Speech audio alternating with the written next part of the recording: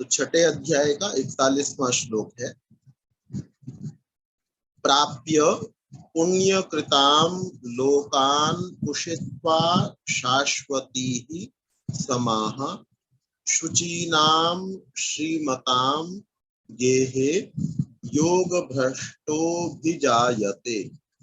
प्राप्य पुण्य कृताम लोकानुषित्वा शाश्वती समाह शुचीनाम श्रीमताम गेहे योग भ्रष्टोभिजायते।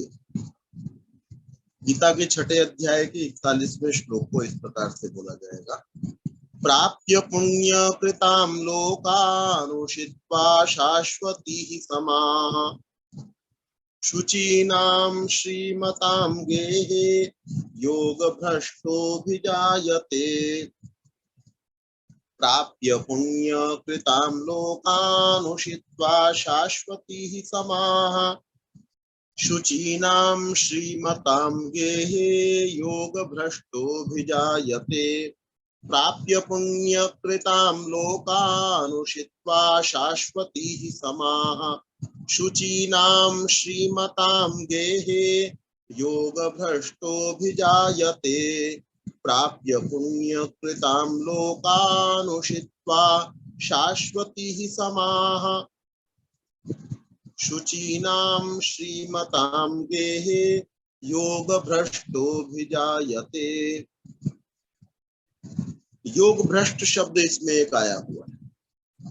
योग भ्रष्ट शब्द क्या है, इसका क्या अभिप्राय है कि कोई व्यक्ति योग के मार्ग पर चल रहा था, कोई दुर्घटना या कोई ऐसी घटना जीवन के अंदर घटी और वो उस मार्ग को छोड़कर कुछ और करने लगा, सामान्य व्यक्तियों के समान जीवन को जीने लगा, योग मार्ग को उसने छोड़ दिया, तो उसकी तपस्या क्या बेकार हो जाएगी। अनेक वर्षों तक योग के मार्ग पर चलता रहा, अपने जीवन का एक एक पल का उसने ध्यान रखा, प्रातः सायं ईश्वर की उपासना की, समाधि को लगाया, और कोई ऐसी घटना के कारण से अब वो हट गया उस मार्ग से, तो क्या उसका जो पिछला किया हुआ सारा का सारा प्रयास है वो निष्फल हो जाएगा? क्या होगा? तो कह रहे योग भ्रष्ट, जो योग भ्रष्ट व्यक्ति, योग भ्रष्ट मतलब जिसने मार्ग को किसी कारणवश छोड़ दिया था, वो बाद में भी पुण्य कृताम लोकान प्राप्य, पुण्य कर्म करने वाले लोगों के बीच में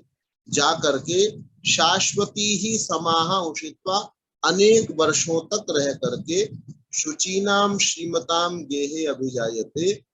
शुचि का मतलब है पवित्र, और श्री संपन्न, धन संपन्न व्यक्तियों के घर में जन्म लेता है। पवित्र व्यक्तियों के घर में उसका पुनः जन्म होता है। अच्छे व्यक्तियों का अच्छा वातावरण मनुष्य को मिलेगा तो उसकी संभावनाएं इस बात की होती है कि वो ठीक मार्ग पर फिर चल पड़ेगा।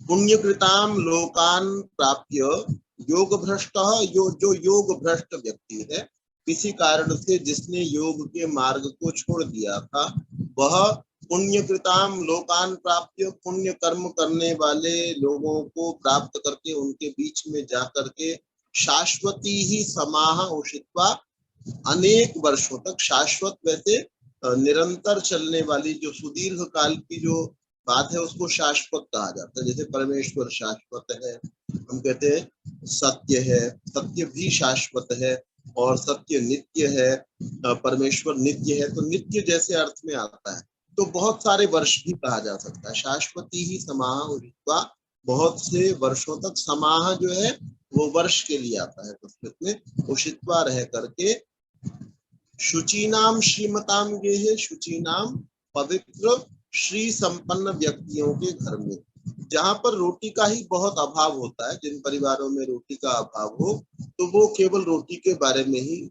सोचते हैं। जैसे ये बात बड़ी प्रसिद्ध है, अंधा क्या मांगे दो आंखें, तो अंधा तो यही सोचता रहता है भाई आंख मिल जाए तो सब कुछ हो जाएगा।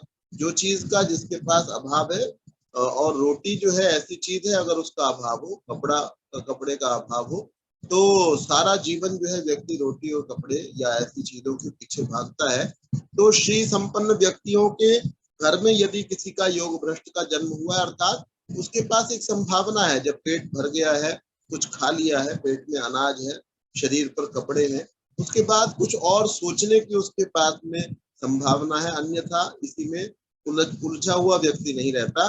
तो योग भ्रष्ट व्यक्ति का संपन्न व्यक्तियों के घर में और पवित्रता पूर्वक जो रहने वाले हैं, दोनों चीजें यहाँ पर लिखी हुई है, पवित्र और संपन्न व्यक्तियों के घर में उसका जन्म होता है।